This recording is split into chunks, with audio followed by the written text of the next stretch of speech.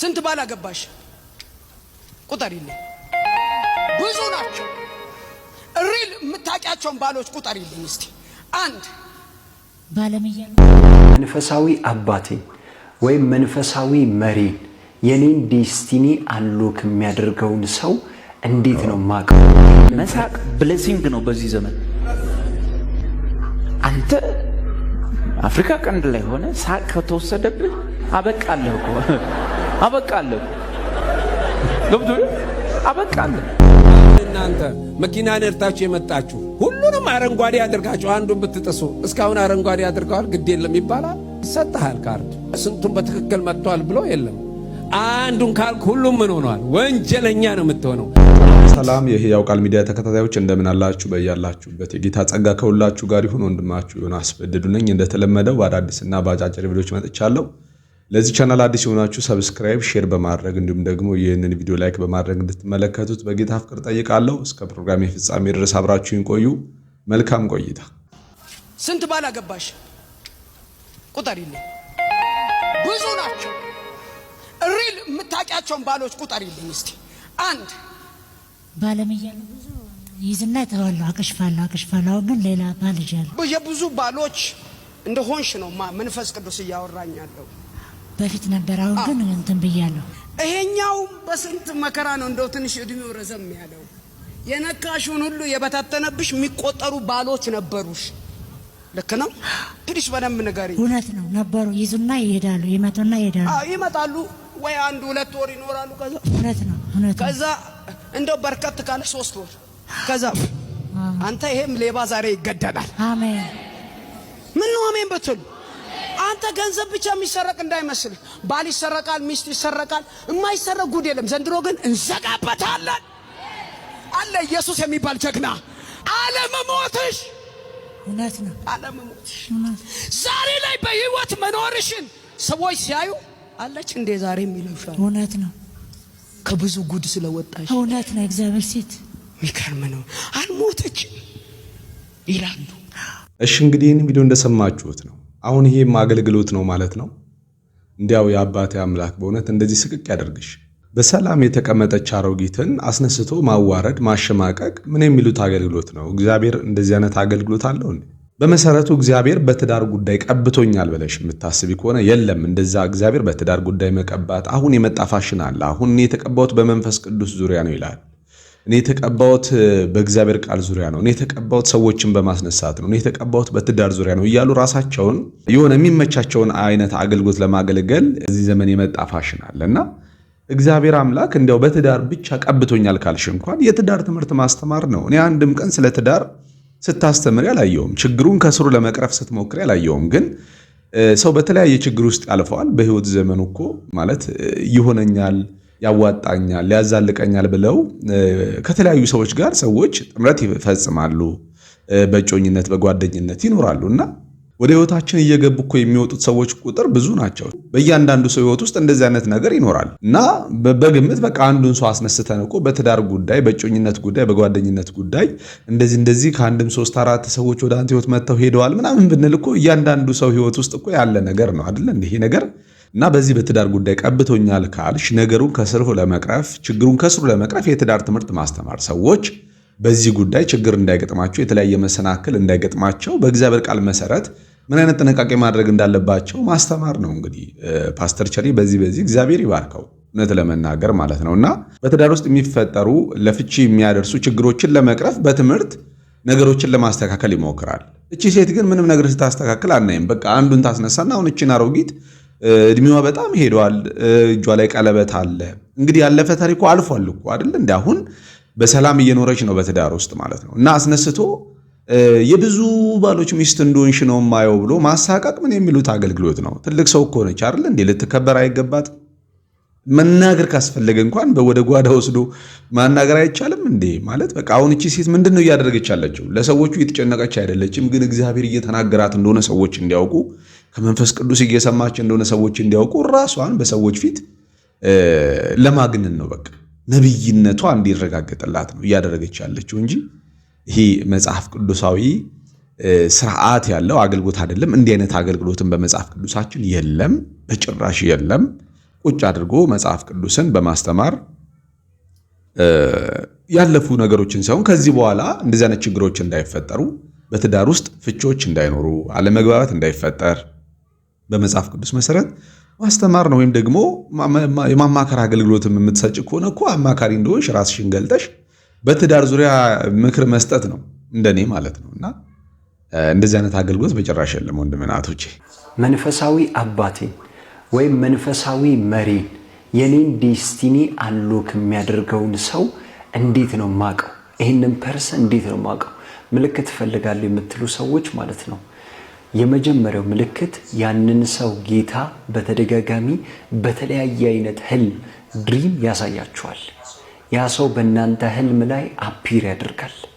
ለአንዳንዶቻችሁ ሲያስተምራችሁ ሊሆን ይችላል፣ ሲመግባችሁ ሊሆን ይችላል፣ ጸጋን ሲያካፍላችሁ ሊሆን ይችላል፣ ሲጸልይላችሁ ሊሆን ይችላል። በተለያየ ነገር ማለት ነው። ያ ሰው በተደጋጋሚ ህልማችሁ ላይ አፒር ያደርጋል። አቅጣጫዎችን ሲሰጣችሁ ታያላችሁ። ይሄ የመጀመሪያው ሳይን ነው። ሁለተኛውና በጣም ኢምፖርታንት የሆነው ደግሞ የሚያወራው ነገር ሁሉ የእናንተን መንፈሳዊ ህይወት ቢውልድ ያደርጋል። እሱን በሰማችሁት ቁጥር መንፈሳዊ ህይወታችሁ በየቀኑ ይጨምራል። በብዙ አይኖቻችሁ ይከፈታል። በብዙ እየጨመራችሁ ትሄዳላችሁ። ክራይስትን ወደ መምሰል ትመጣላችሁ። በብዙ ነው መንፈሳዊ ህይወታችሁ የሚጨምረው።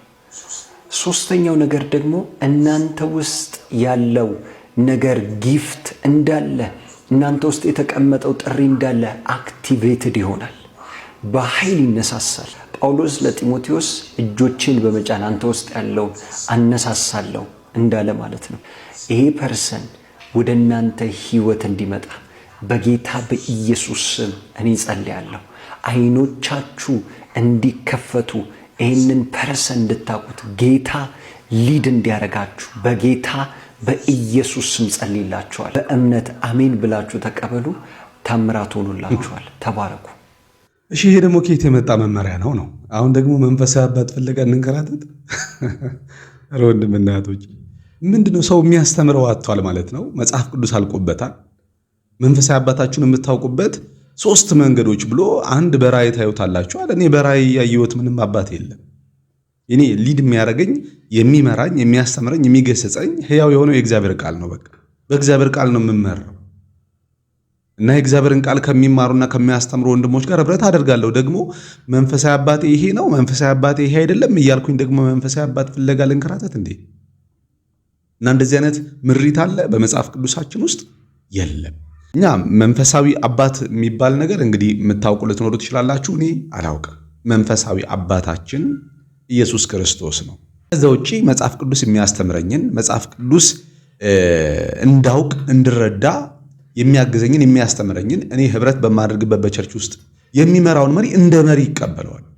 እንደ እግዚአብሔር ቃል መጋቢ አድርጌ እቀበለዋለሁ። መመዘኛ ደግሞ መጽሐፍ ቅዱስ ነው። እንደ መጽሐፍ ቅዱስ ከሆነ ትምህርቱ መሪ አድርጌ እቀበለዋለሁ እንጂ መንፈሳዊ አባት ፍለጋ አልንከራተትም።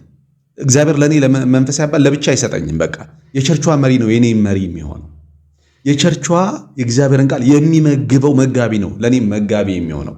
እኔ ደግሞ መጋቢ እንዲሆን አስተማሪ እንዲሆን ፈቃደኛ ሆኖ መጽሐፍ ቅዱስን አንብቤ የሚያስተምረውን ትምህርት ከመጽሐፍ ቅዱስ ጋር አመሳከሬ ኦኬ ይሄ እንደ እግዚአብሔር ቃል ነው ብዬ ያ ሰው የሚያስተምረውን ትምህርት ለመማርና ለመከታተል ወስናለሁ እንጂ መንፈሳዊ አባቴን በራእይ አይቼ በዚህ መንገድ እኔን አክሰፕት የሚያደርገኝ እኔን የሚቀበለኝ ምናምን ብዬ ለራሴ ፍላጎት የሚመቸኝን መሪ የግል መሪን አልፈልግም። የግል ዶክተር እንደሚባለው ማለት ነው። ያው እንደዚህ አይነት ትምህርቶች በብዛት የሚዘወተሩት ዳድ እየተባሉ የሚጠሩ ሰዎች አሉ አይደለ? ፌዝ ሙቭመንት እንቅስቃሴ የብልጽግና ወንጌል ሰባኪዎች ለራሳቸው ጥቅምና ፍላጎት እንዲመቻቸው ይሄ አባትነት የሚል ትምህርት አለና እንዴት ለአባት መገዛት እንዳለባችሁ፣ እንዴት መታዘዝ እንዳለባችሁ እንዲያውም የነሱ ቃል እንደ እግዚአብሔር ቃል ተደርጎ የሚወሰድባቸው ቸርቾች አሉ እና ከእንደዚህ አይነት ቦታ የሚመጡ ትምህርቶች ናቸው እንደዚህ አይነት ትምህርቶችና ከእንደዚህ አይነት ትምህርቶች ወንድምና እህቶቼ ተጠበቁ። መንፈሳዊ አባታችሁን የምታውቁበት ብሎ በነጥብ የሚቀመጥ ምንም አይነት ነገር የለም። መጽሐፍ ቅዱስን የሚያስተምረውና የሚመክረው የሚገስጸው ሰው ግን የእውነትን ቃል በትክክል ከፋፍሎ የሚያጠን በህይወቱ በኑሮ የተገለጠ መጽሐፍ ቅዱስ እንደሚለው ቤተሰቡን እንደሚገባ የሚያስተዳድር መሪ ከሆነ እሱን እንደ መሪ አድርገን እንቀበለዋለን። ከዛ ውጪ አባታችን አንድ ነው፣ እሱም በሰማያት የሚኖረው ነው። መሳቅ ብሌሲንግ ነው በዚህ ዘመን። አንተ አፍሪካ ቀንድ ላይ ሆነ ሳቅ ከተወሰደብህ አበቃለህ እኮ አበቃለህ ገብቶህ አበቃለህ። መሳቅ ካልቻልክ አበቃ። ለምን ትኖራለህ? ለእንደዚህ አይነት ሰው ህይወት ለምን ተሰጠች አለየው? ለምን ተፈጠረ? ቢያንስ ሳቅህ፣ ቢያንስ ዋስትናህ፣ ቢያንስ ድፍረትህ፣ ቦልድ መሆንህ፣ ስለ እግዚአብሔር ነገሮች ለምን ስትናገር ቦልድ ሆነ እንጂ አረ ብዙ እኮ ነው የተጠቀማችሁት፣ ብዙ እኮ ነው። ይሄው ሰው ሁሉ እኮ ይወላችሁ ሰው ሁሉ እኮ ሊመጣ ያለውን የእግዚአብሔርን ቁጣ እየፈራ ንስሐ አባቱ እንኳን ፔን ኪለር ሊሰጡት አልቻሉ፣ ሊያስታግሱለት አልቻሉ። የባሰ ጨምሩበታል። አንተ ሮብ ቅርጥፍ አርብ ቅርጥፍ እያረከዋል። ሸሚዝን አርገህ ስትፈልግ ፈርዘ ስትፈልግ ጸጉርን እንዲያቆመ ምንም ሳትደርብ ቡልቆ ሳታረግ እንዲህ መከራ ሳትበላ መንገድ ላይ ሆነ ተሰልፈ ሳትሄድ ፍርድ ሲባል አም ሴፍድ ገብቶሃል ማለት የቻልክ እና ብሉይ ኪዳን ወይም እስራኤል ጥሪያቸው ምንድን ነው? ምድራዊ። ከተሰበከው ላይ ስለምኑ? ስለ ምድር። ካጡም የሚያጡት የምድሩ። ነብዩ ይነሳና እሺ ብትሉ ብትታዘዙ ሕጉን ሁሉ ብትፈጽሙ በእግዚአብሔር ቀኝ ትቀመጣላችሁ ይላል። ኧረ አይልም ኢሳይያስ። ሰምቶ አያውቅም። አንተ እዚህ ቤት ዝም ብለህ ጠገበ የበላውን እንጀራ ኢሳይያስ ሰምቶ አያውቅም። ምን አለብህ? በእጅ ያዙት ወርቆ ነውብህ። እነ ኢሳይያስ እነ ሙሴ ሁሉ ይሄን የሚያውቁ መስሎ አንተ የምታውቀው ወንድሜ፣ አንተ የሸዋ በር፣ አንተ የቆጪ፣ አንተ ከየክፍለ ሀገሩ የተሰበሰብክ ብፁዕ ሰው ኢሳይያስ እስራኤል ሕዝብ ጋር ሄደና ግፋ ቢል ምን ይላል? እሺ ብትሉ ብትታዘዙ የምድርን በረከት ትበላ። ከዛ አታልፉ። ምን እንጀራ ባወጥ። እምቢ ብትሉስ ሰይፍ። አደራ እሱን ጥቅስ አምጥተህ ቸርች ላይ እሺ ብትሉ ብትታዘዙ እንዳትል። እኛ እግዚአብሔር ሲጠራንም መጀመሪያ ለምድር በረከት አይደለም፣ ለእንጀራ በወጥ አይደለም። ጴጥሮስ እንኳን እንጀራ በወጥ ሲበሉ ክርስቲያኑ ዝም ብሎ አየና እኔና ሐዋርያቶቹ እንጀራ በወጥ የማውጣት ስራ ላይ ከዚህ በኋላ አንሰራም፣ እኛ ቃሉና ጸሎቱ ላይ ነው። እንጀራ ላይ ወጥ የሚያወጡ ዲያቆን ምረጧል። ለምን ሲባል ወንጌል ከእንጀራ በወጥ ያልፋል። ገብቷችኋል አይደል? ሌላው አይሁድና ቤተክርስቲያን የሚለያቸው በረከት፣ ጥሪ ብቻ አይደለም፣ በረከታቸው ይለያል። እስራኤል በረከታቸው ምድራዊ ነው። እሱም ሕጉን ሁሉ መጠበቅ የሚችሉበት አጋጣሚ ከተከሰተ። እስራኤል በረከታቸው ምድራዊ ነው። ቤተ ክርስቲያን በረከቷ ምድራዊ አይደለም። ጌታ ሊሰጠን ይችላል፣ ብር ሊያርከፈክፍብን ይችላል፣ ግን እሱ የኛ በረከት አይደለም። ለዚህ ነው ብር ስናገኝ ተባረክን ብለን ማንዘለው። ብር ያጣው ደግሞ አልተባረኩም ብሎ ማያለቅ ሰው ለዚህ ነው። ቤተ ክርስቲያን ስትጠራ ብቻ አይደለም ሰማያዊ፣ ስትባረክም በረከቷ መንፈሳዊ ነው። የእስራኤሎችን በረከታቸው ምን እንደሆነ ዘዳግም መጽሐፍ ላይ ዘዳግም ምዕራፍ እኔ ከዘዳግም 8 ቁጥር 7 ጀምሮ አነቡት። እስራኤል ዘዳግም 8 ቁጥር 7 አውጣው ችግር እሺ ይሁን፣ እንደውም ቆንጆ ነው ስዕሉ እንዲቀመጥ። ዘዳግም 8:7 እስራኤል ሲል በቃ አንድ ነቢይ ተነስቶ ከማላቸው ሲል ምንድን ነው የሚሰብካቸው? ይሄ እንግዲህ በጣም መሰረታዊ የሆነ የወንጌል እውነት ነው።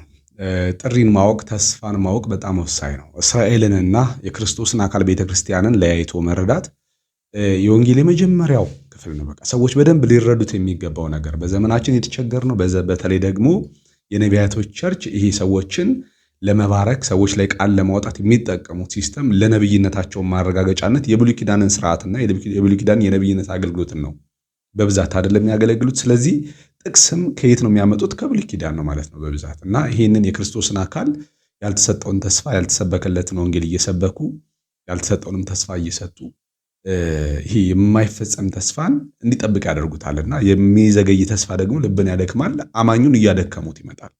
በመንፈስ አያድግም፣ አይጠነክርም፣ እየደከመ ይመጣና በስተመጨረሻ ከቸርች ይወጣል ማለት ነው። ነገር ግን እውነተኛ የተጠራበትንና የዳነበትን እና የተነገረለትን ተስፋ እንዲያውቅ ብናደርገው በቸርች ውስጥ ራስን በመግዛት ያንን ሊገለጥ ያለውን ክብር ተስፋ እያደረገ በመጠን መኖርን ይለማመዳል ማለት ነውና ወንድማችን እንዳለው ለዛ ነው እኮ በቃ እኛ ብርን በረከት ማናደርገው ምድራዊ ነገርን እንደ በረከት ማንቆጥረው ለዛ ነው። በክርስቶስ በሰማያዊ ስፍራ በመንፈሳዊ በረከት ሁሉ ይባረከን የጌታችን የኢየሱስ ክርስቶስ አባትና አምላክ ይባረክ ተብሎ ስለተጻፈ ማለት ነው። እና ይሄንን ማወቅ ለአማኞች ቅድሚያ ነው ብዬ ነው የማስበው። በቃ ይሄንን የማያስተምር ይሄንን የማይነግራችሁ አገልጋይ ይሄንን የማይገልጥላችሁ አገልጋይ እኔ አገልጋይ ነው ብዬ በጭራሽ አላምንም። ይሄን ስለማንበብ አስብበት። ሲሪየስ ነው ነገሩ። ይሄን መመገብ ወይም ያለመመገብ ቀላል ውጤቱ ቀላል ነው፣ ልዩነት ያመጣል። ፕሮግራም አውጡለት የግላችሁ በየቤታችሁ ጧት የጥሞና ጊዜ ውሰዱ። ቢያንስ አንድ ምዕራፍ አንብባችሁ ምንድነው እዚህ ምዕራፍ ላይ ተጻፈው ብሎን አሰላስላችሁ ውጡ። ጠዋት ወይም ደግሞ ማታ ሰው ሁሉ ከተኛ በኋላ ከሰው ጋር የምታድሩ ማለት ነው። ሰው ሁሉ ከተኛ በኋላ ወደ ኋላ ቅሩ እና ክፈቱ። እራት በልታችሁ ተኙ። ጠዋትም በልታችሁ ውጡ። ነፍሳችሁን አታጎሳቁሏት፣ መግቧት። መጽሐፍ ቅዱስ ሲናገር ጌታ ኢየሱስ ክርስቶስ ሰው በእንጀራ ብቻ አይኖርም ከእግዚአብሔር አፍ በሚወጣው በእግዚአብሔር ቃል እንጂ ብሎ ተናግሯልና ለነፍሳችን የእግዚአብሔር ቃል እጅግ በጣም አስፈላጊ ነውና ወንድምናቶቼ ባካችሁ መጽሐፍ ቅዱስን በቤታችሁ አንብቡ። አሁን እናንተ መኪና ነድታችሁ የመጣችሁ ሁሉንም አረንጓዴ አድርጋችሁ አንዱን ብትጥሱ እስካሁን አረንጓዴ አድርገዋል ግድ የለም ይባላል? ይሰጣል ካርድ። ስንቱን በትክክል መጥቷል ብሎ የለም። አንዱን ካልክ ሁሉም ምን ሆኗል? ወንጀለኛ ነው የምትሆነው። 8 ከ10 የለም፣ 9 ከ10 የለም። የፈለከውን 9 ሰርተ አንዷ ጋር ስትሄድ ቀይ መብራት ከጣስክ ትጠየቃለህ፣ ወንጀለኛ ነህ። የፈለከው ጽድቅ ብትሰራ አንዷን ስትሳሳት ቀይ ካርድ አለ፣ ቀይ መብራት ነው ያለፍከው። ስለዚህ ሁሉ ኃጢአትን ሰርተዋል፣ የእግዚአብሔር ክብር ጎሎናል። አሁን የትምህርት ቤት ማለፊያ 50 ቢሆን አንዱ 49 ቢያመጣ አንዱ 0 ቢያመጣ የቱ ይሻላል? ሁለቱም ወርቀዋል። በቃ ወርቃል። ጥሩ ሰዎች ካላችሁ ወርቃችኋል። ከስታንዳርድ ውጪ ነህ። አንድም ሰው በራሱ ሊያድን የሚችል የለም። ስለዚህ ይህንን ሕግ ሊፈጽም አንድም አልተገኘም። ጌታ ኢየሱስ ክርስቶስ ግን እነሆ እዛ መስቀል ላይ የኔና የእናንተን ኃጢአት ተሸክሞ ተሰቀለ። የአንተ ስም ተሰርዞ አንድ ቀን ነው በሕልም ያየሁት ሌሊት ጠላት ሲከሰኝ ስሜ ተሰርዞ የኢየሱስ ስም አየሁት በእኔ ኃጢአት ላይ። ኃጢአት ሆኜልሃለሁ አለኝ። ዋው! ሄዶ መስቀል ላይ ጠረቀው።